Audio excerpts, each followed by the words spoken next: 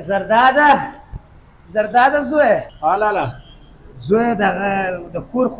کور خوش سوی دی د زنان درځه خو سر له به دې ورسو قرار به تا موږ ښکاره کړم خلاصه به ورسره وکړه ستا دشمنانو به راواخلو صحیح درځه او حاجي صاحب جوړ په خیر ستړی مه شې وروره څنګه خیرتۍ ستړی مه شې زویه څال خیرتۍ حاجي صاحب هلک خو مې دا دی راوستی د خیره سره د کور د خوا د ښځو کار پرېغه سوی نو مال هلک به ورولي هلک به وویني ښه خبره ده د کور د خوا خدي کیسه ختمه سوې ده هلک دې م راوست ماشاءالله ښه زوی الله پاک درکړی بس سمه ده نو سره خلاصې به کړو ولور به سره وګایږو و حاجي صاحب ښه خبره ده حاجي صاحب ولور راوښیه څو ولور دی دغه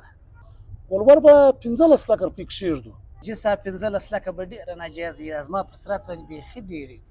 یا وروره پښتانه خلک یو ناجایزه مې ولکه درته ویلې ده خاص د کمپنۍ ریټ